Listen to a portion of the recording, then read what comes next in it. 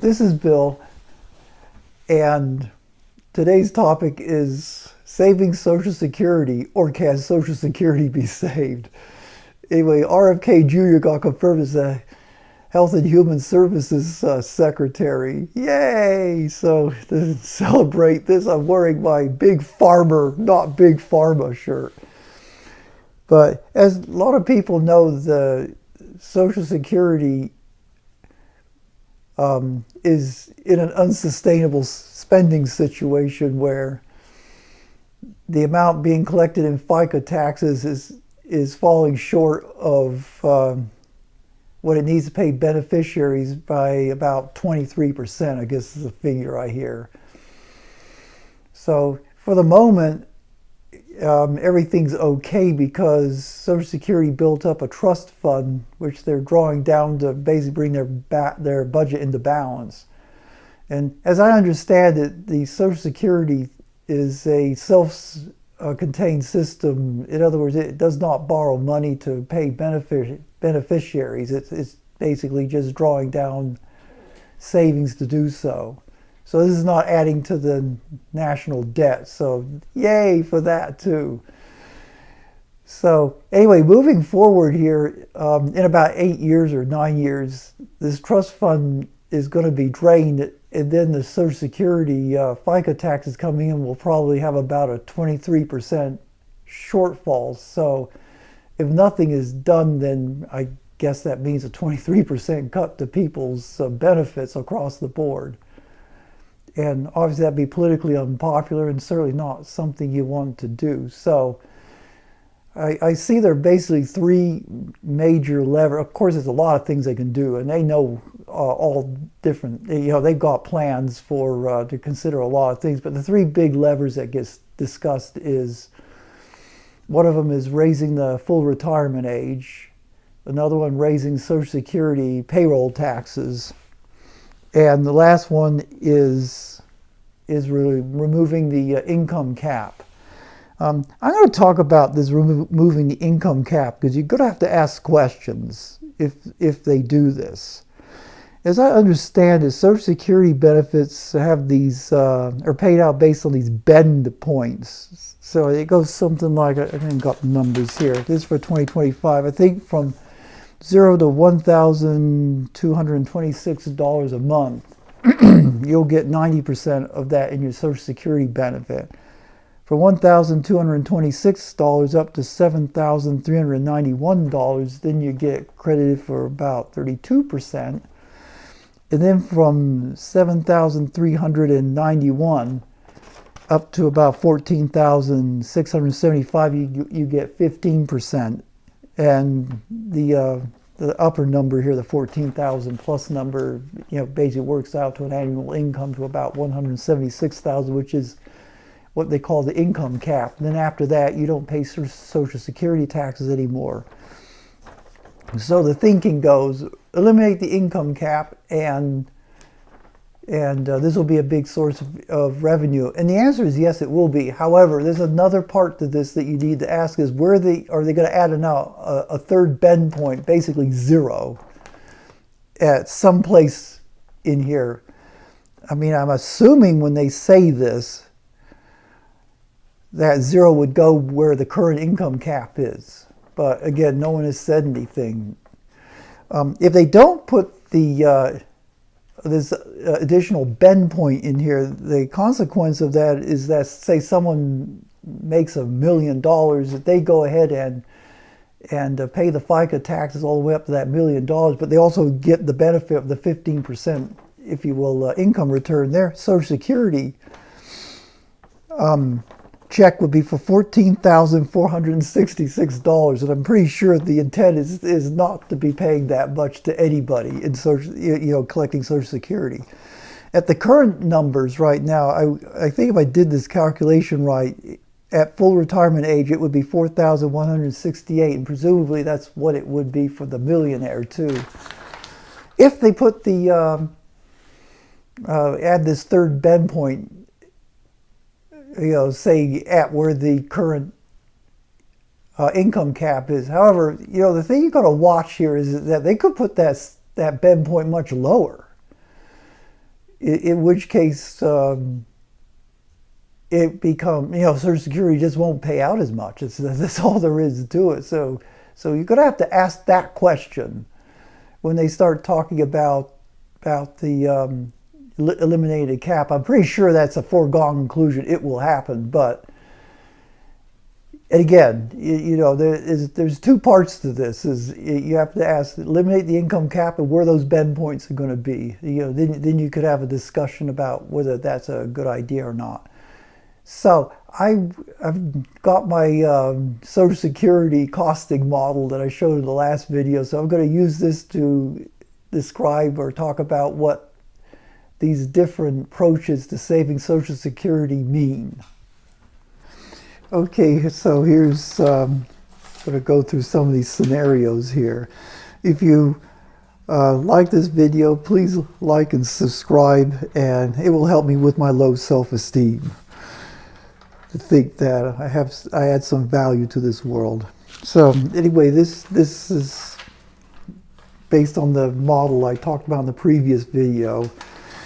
So what we have here is full retirement age. And this is how much it costs the Social Security Administration to pay benefits out based on the full retirement age. And there are some assumptions about distributions and things like that, but that may not be totally correct. But this is illustrative. Okay, so when the trust fund runs out, and we're just relying on FICA taxes, I'm estimating that we'll have about 1.11 trillion dollars of income coming in, and of course the cost of the Social Security Administration, it could be 1.46 trillion up here, and it goes down to about 1.1 trillion as we reduce the full retirement age to 70.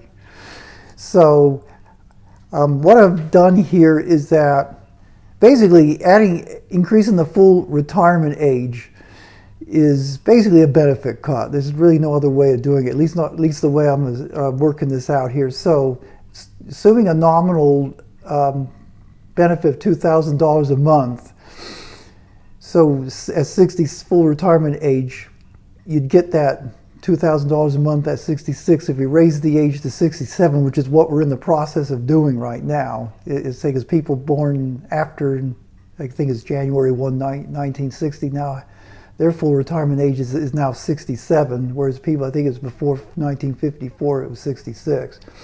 Now their benefit is now $2,000 a month, but now it's at 67. So basically you're working one more year longer. Then of course at 68 full retirement age, we'd move that 2,000 point to 68, and then to 69, and then to 70. Yeah, these curves, basically the lower one is 70, increments to 1 year down to 66. Now I am assuming you'll be able to withdraw Social Security at any time between 62 and 70. I've not changed that, and then in the model I've assumed that the withdrawal distributions would be unchanged. That's probably not a really good assumption, as people might be more likely to withdraw later if the retirement age was raised, but I don't really know how to model that, so I just went with the simple approach here. So as I say, so as the upper end kind of drops off and the lower end comes in, I just assume these 62 ages would just be 6% reductions from what they get at 63 and so on, just like it shows on the Social Security example. So here's the situation. So FICA taxes currently pay about $1.11 trillion and this is in today's dollars, in income. So, and if we, and so that's basically what you're going to be working with. Okay, now when the trust fund runs out, this will be the Social Security income. This will be the actual liability as a function of full retirement age. So if we just do nothing, just let the system ride, but we got to bring it all into balance. According to the model, you'd have to increase the full retirement age up to 70 to just make that work. Now, as I said, the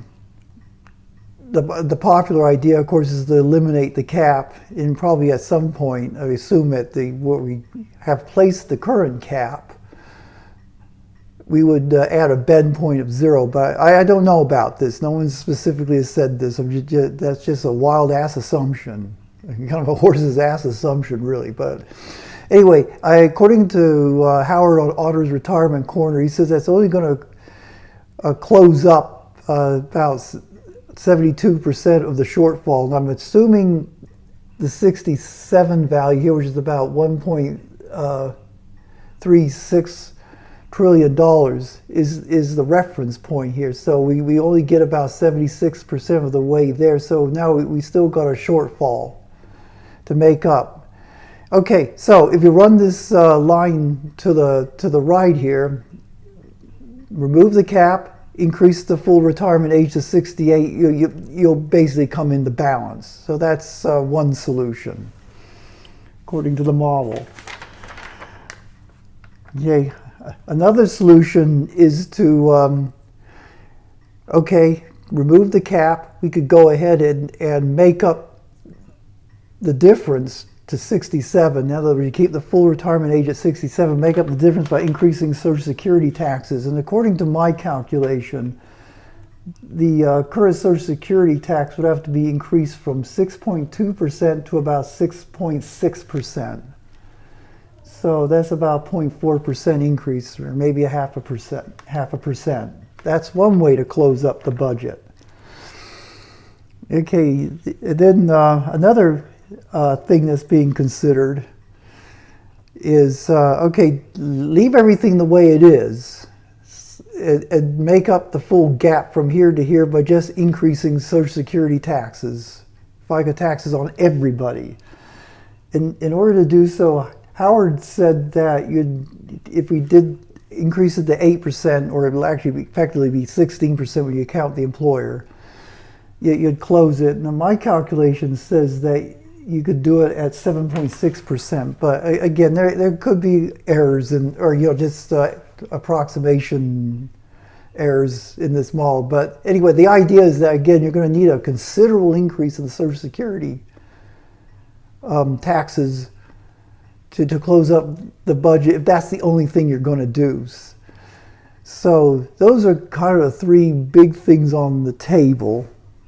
Come here, Pepper. Come here. Come here. Come here.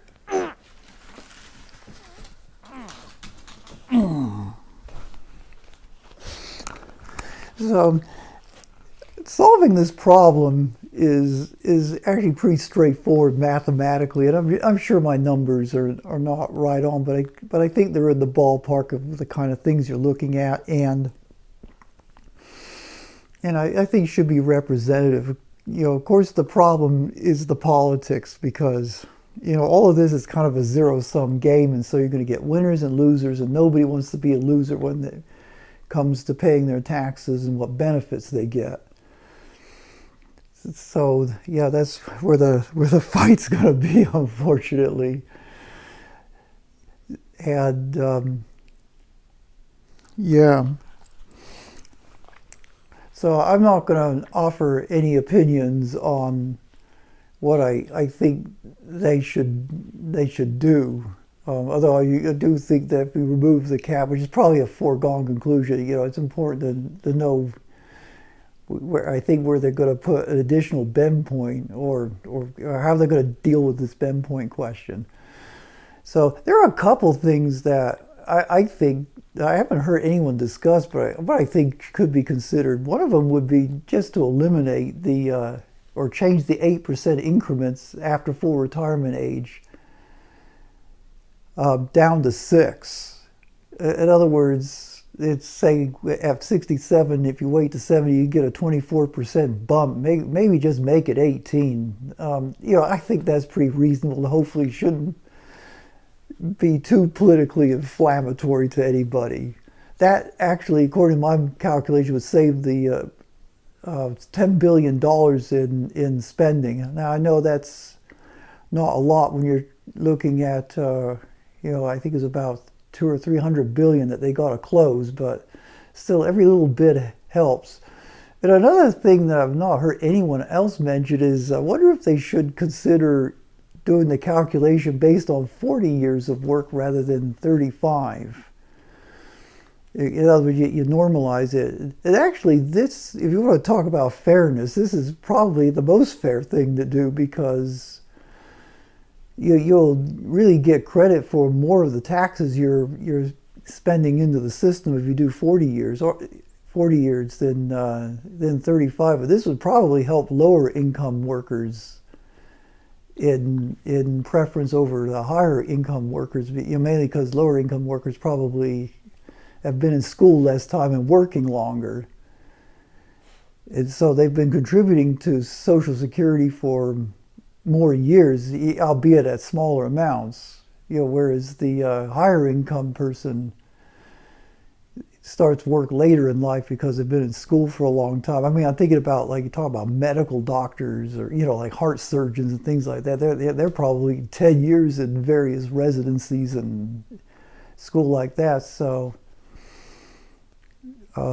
yeah, I don't know. No one's mentioned that. I'm sure the Social Security Administration probably has considered this and probably has a estimate for how much that would save. I don't expect that would move the needle much, but again, if you could pile up a lot of these little things that I don't think would be so politically inflammatory, I think, maybe we could soften the blow on the more politically inflammatory things. So anyway, I hope you like this video. Hope you love my little doggy. It's Pepper. Yeah, he's 15 years old. This guy's on Social Security already. So anyway, have a nice day.